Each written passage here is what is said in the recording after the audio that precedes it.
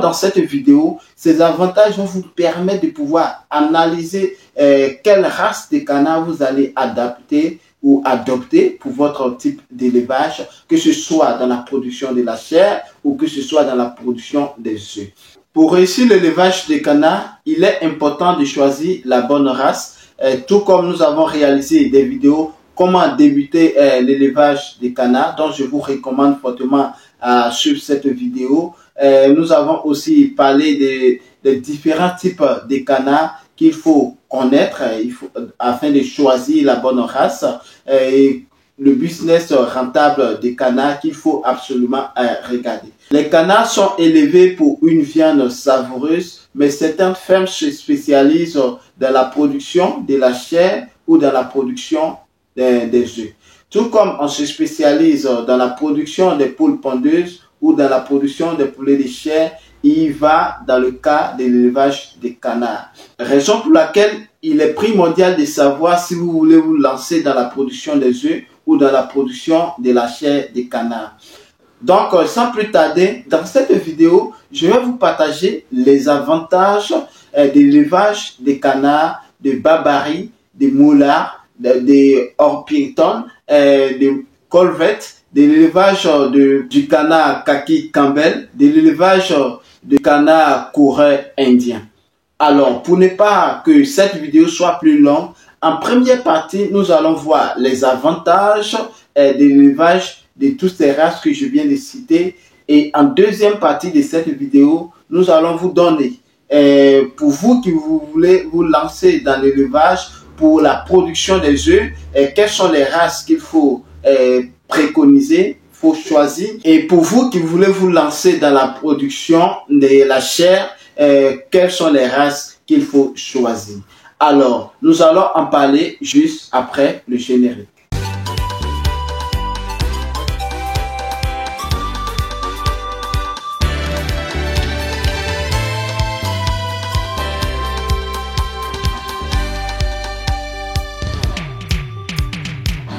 L'élevage n'est plus un secret, certaines personnes s'adonnent à plusieurs types d'élevage, mais dans cette vidéo, nous allons en parler de l'élevage des canards.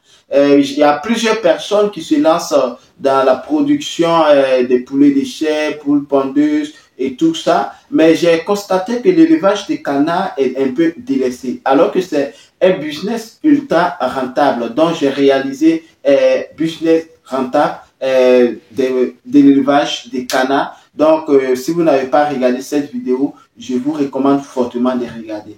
Alors, dans cette vidéo, ces avantages vont vous permettre de pouvoir analyser quelle race de canard vous allez adapter ou adopter pour votre type d'élevage, que ce soit dans la production de la chair ou que ce soit dans la production des œufs.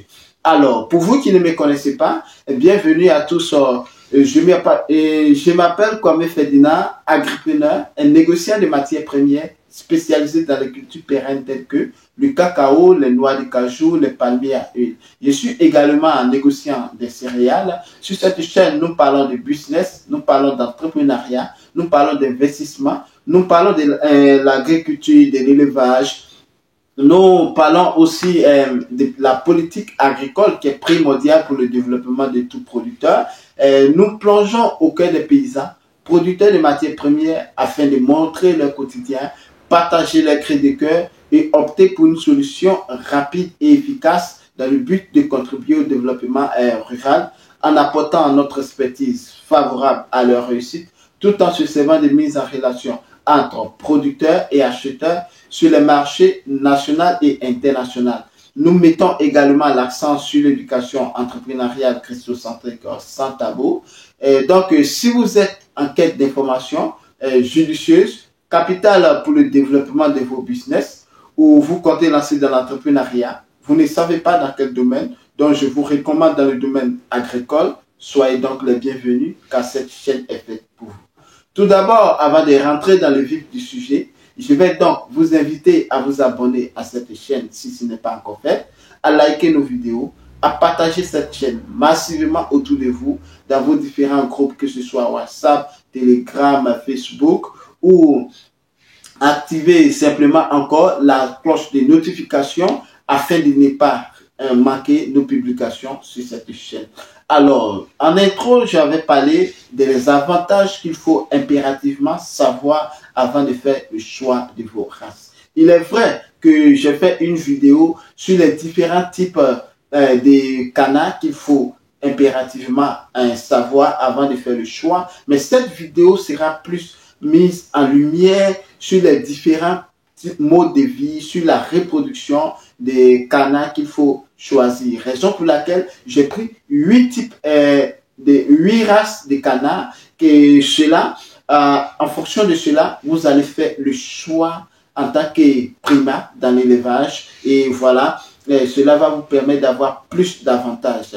Vous avez débuté votre élevage de canards, peut-être vous avez choisi la mauvaise race, raison pour laquelle vous n'avez pas plus la maîtrise parce qu'il y a certaines races qui sont un peu plus compliquées, plus difficiles à maîtriser, mais avec cette vidéo-là, vous allez pouvoir disséquer étape par étape, race par race, afin de pouvoir vous positionner avec quelle race vous allez débuter votre élevage. Alors, sans plus tarder, la première race que nous allons voir, c'est la race Babari. Le canard Babari. Ce qu'il faut savoir du canard Babari est que le canard Babari désigne la race de canard domestique issue d'une espèce de canard sauvage américain appelé canard musqué. Bien que ce soit un oiseau originaire des régions intertropicales, il s'acclimate aux environs tempérés et peut supporter des températures allant jusqu'en dessous des moins 12 degrés.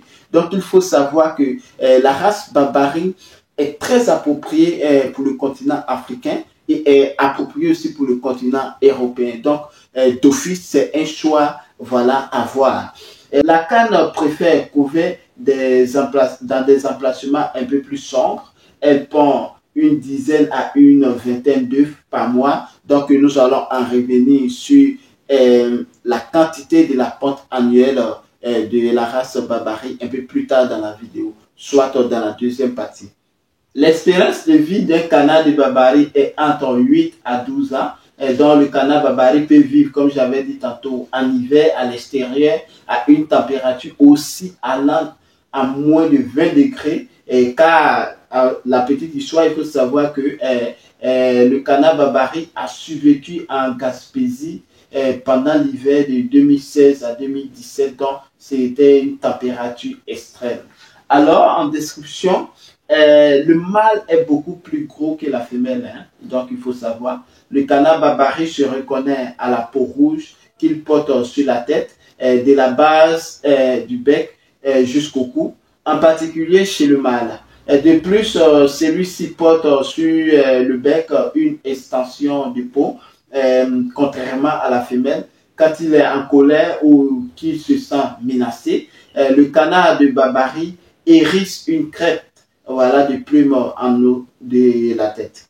Connaître mieux la race Babari est primordial et son comportement aussi va différer des autres races de canards. Donc, le canard de Babari adulte est calme et silencieux. Et donc, c'est propice pour tous ceux voilà, qui envisagent, qui sont un peu en zone urbaine, voilà, pour ne pas déranger voilà, les voisins. Il faut voir parce que le canard Babari est très silencieux, donc on peut élever à proximité. La femelle est capable de voler en raison de son poids léger. La canne niche dans des coins abrités, parfois en hauteur, boîtes, arbres creux, greniers ouverts. Ça dépend de voilà l'habitat qu'il faut choisir. Parlant de l'habitat, nous allons en venir encore dessus. Les mâles de cette espèce peuvent parfois se montrer agressifs pour défendre leur nourriture, que ce soit leur territoire ou leur femelle. Donc, le canard Babari est très protecteur. Idoine pour la femelle est protectrice aussi. Donc, il faut savoir un peu si vous observez certains comportements qui ne sont pas un peu plus, voilà, idoines chez chez les poules, voilà. Donc, à contrario du canard de Babari, elle est très protectrice, elle monte ses griffes lorsqu'elle se sent attaquée ou qui se sont attaquées. La femelle même, quand quant à elle, n'hésite pas à attaquer les autres animaux et même les hommes, hein, il faut savoir, pour défendre ses œufs ou ses canetons. Elle donne des coups d'aile, elle pince, elle griffe avec ses pattes et l'ergot que possède des canards sur le pouce. Il faut savoir que le canard de Babary, couvre bien ses œufs, c'est une bonne couveuse, si bon, on peut appeler cela, c'est-à-dire avec elle, dès le départ, évidemment, vous n'avez pas besoin d'investir d'énormes fonds parce qu'elle-même, elle peut couvrir ses œufs, que ce soit 10, que ce soit 20. Voilà. Les canards de Babary aiment être entourés des congénères avec lesquels ils peuvent communiquer de différentes façons, c'est-à-dire facile à élever en groupe parce qu'ils préfèrent beaucoup, voilà, pâturer en groupe. Le mâle peut faire savoir à un autre qui n'est pas le bienvenu en émettant une sorte de sifflement sourd et saccadé. Donc, quand vous arrivez dans votre ferme, il est primordial de pouvoir être à l'écoute, de pouvoir observer le comportement de vos canards, de vos cannes, de vos canetons. À travers cela, vous pouvez savoir ce qui se passe. Raison pour laquelle cette vidéo, voilà, pour vous débutants ou même vous êtes dans le domaine, certaines choses peuvent vous échapper, primordial d'écouter et de visionner cela. Il peut également effrayer l'intrus en exécutant une sorte de danse où il avance en baissant et levant la tête tout en émettant des cris sourds. Le canard adverse peut répondre en adoptant la même attitude.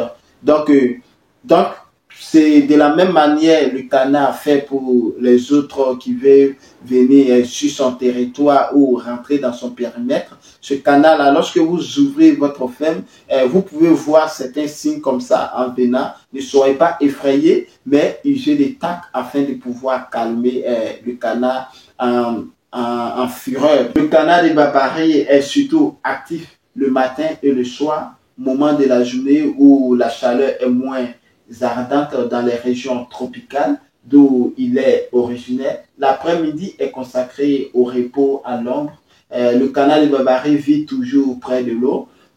Il entretient son plumage par de nombreux toilettages au cours de la journée.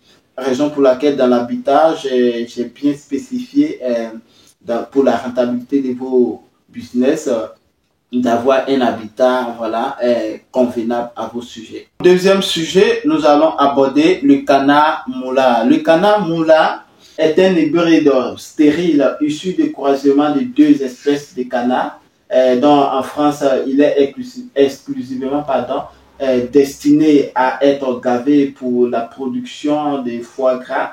Toutefois, seuls les foie gras des canards moula mâles ont le droit d'être vendus sous la dénomination foie gras.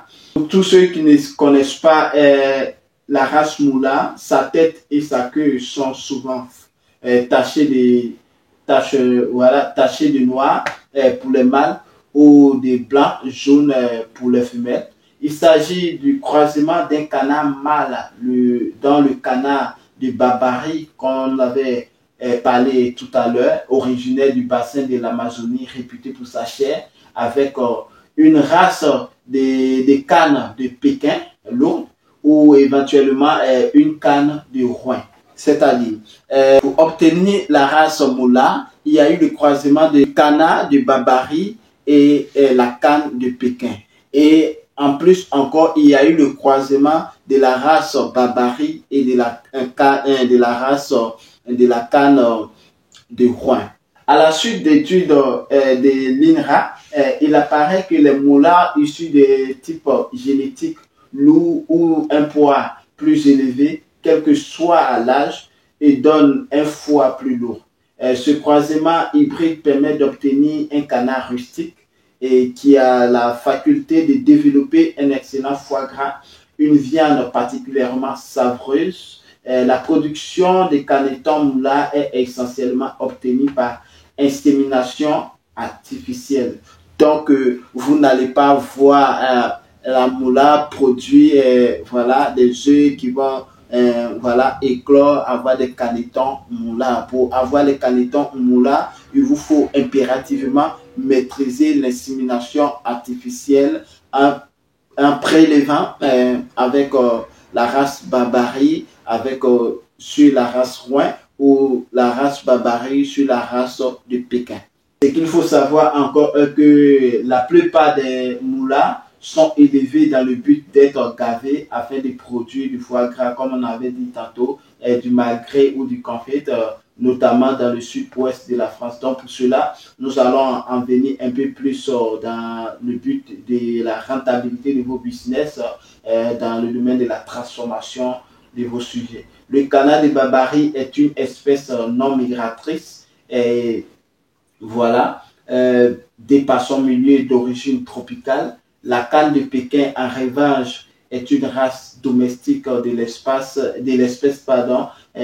Anas platyrhynchos, des canards corvettes, qui est par nature migrateur. Comme troisième sujet, nous allons aborder la race Khaki Campbell. La race Khaki Campbell, il faut savoir que il y a plusieurs types de Campbell, dont nous avons la couleur blanche et la couleur kaki. La race Khaki Campbell a été présentée pour la première fois en 1898 lors d'une foire agricole se déroulant à Hurley, dans le comté de Gloucester en Angleterre. Ce canard résulte d'un croisement initié par l'éleveuse Adèle Campbell, qui cherchait à obtenir une variété plus performante en termes de pendaison et plus qualitatif au niveau de la chair. La fermière a d'abord fait reproduire un coureur indien connu pour son aptitude à la ponte avec un canard à viande de roi. La progéniture issue de l'accouplement a ensuite été croisée avec un colbert, race pourvue d'une bonne masse musculaire et d'une teneur faible en graisse. La sélection a donné par la suite naissance à un anatidé au plumage brun jaunâtre baptisé Khaki Campbell. En termes de description du Khaki Campbell, il faut savoir que la race Khaki Campbell pesant environ 2,3 kg, ce palmipède de taille moyenne possède un corps cylindrique bien proportionné, marqué par une poitrine arrondie et convexe. Le mâle revêt une couleur kaki, dont le nom Khaki Campbell, avec des nuances de bronze et de brun. Donc, pour vous qui ne connaissez pas, il faut regarder la couleur des canards. Avec cela et avec la forme, vous pouvez impérativement savoir que voici telle race dans le choix de vos races, dans le choix de vos races, vous allez bien choisir cela pour ne pas, parce qu'il y a certaines personnes, lorsque vous partez choisir vos canetons ou choisir vos cannes et canards, peuvent vous dupler en disant que ça c'est telle race alors que ce n'est pas. Raison pour laquelle vous voyez, si vous regardez cette vidéo, ça vous donne plus d'avantages à ne pas être dupé. En dehors de sa couleur qui est bronze et de brun, sa tête allongée est plus sombre que le corps, donc il faut savoir surtout, comme le colbert, son bec est verdâtre et ses pattes se teintent d'orange foncé. La femelle arbore un plumage marron ou sable clair du coureur indien. Ne vous inquiétez pas, voici sur la vidéo en image. Le Campbell a hérité d'un port de tête légèrement relevé. Le coureur indien se distingue en effet par un haut corps quasi vertical, des petites ailes qui ne lui permettent pas de voler et des pattes portées très en arrière. En caractéristique du Khaki Campbell, c'est un canard rustique, comme j'avais dit tantôt, qui est très résistant d'ailleurs. Il se montre relativement silencieux et cancane beaucoup moins que son cousin blanc, dont j'avais dit il y a la couleur kaki et il a la couleur blanche. Cette race est très sociable, s'entend bien avec les autres volatiles de la basse-cour. En plus d'être facile à nourrir et à entretenir, le Khaki Campbell contribue à lutter contre les parasites du jardin sans détériorer la flore. Ce canard, d'où est amical, ne fait preuve d'agressivité et d'anxiété s'il manque de nourriture et d'espèces. Lorsque toutes les conditions sont bien-être sont réunies, il se révèle un animal de compagnie idéal pour une famille avec enfants.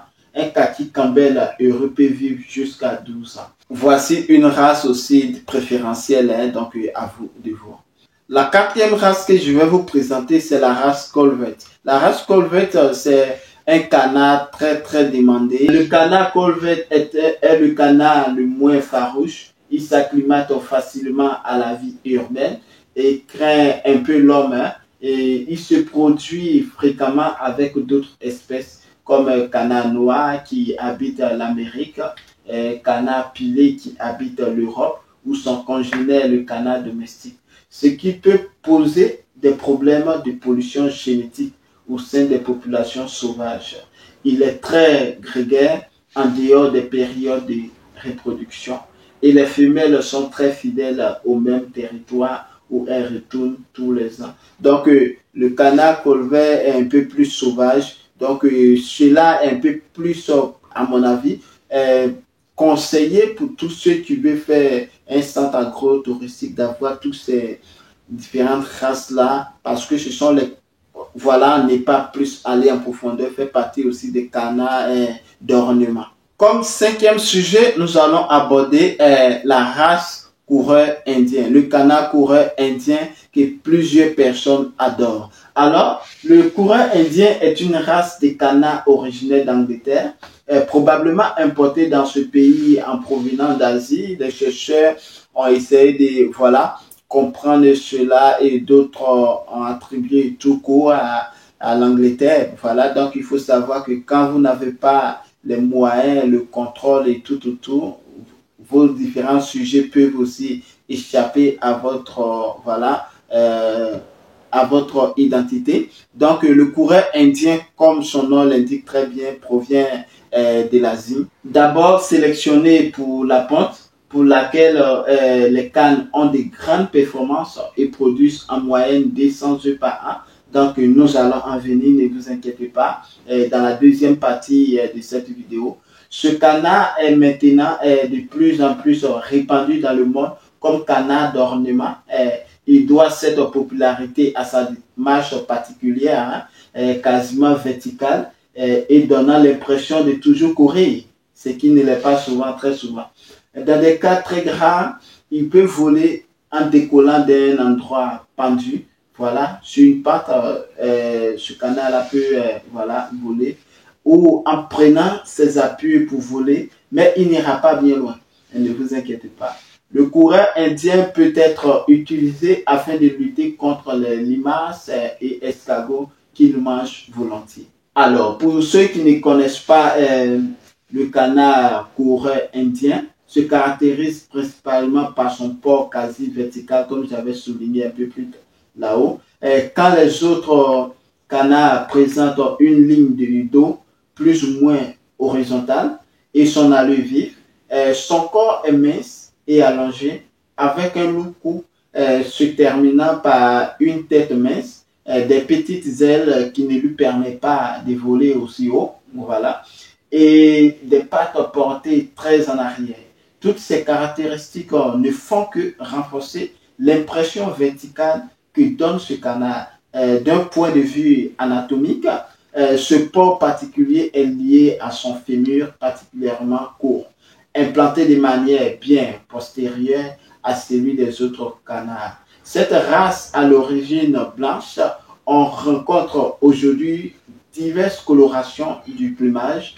On rencontre ainsi des variétés blanches, des variétés noires, des variétés brunes, bleues, couleur gris aloise, sauvage, reprenant la coloration du canard Colvert avec difformisme entre mâle et femelle, truité, panaché, fauve et blanc, jaune pois et sauvage argenté. Ce canard est léger qui pèse entre 1,75 et 2 kg.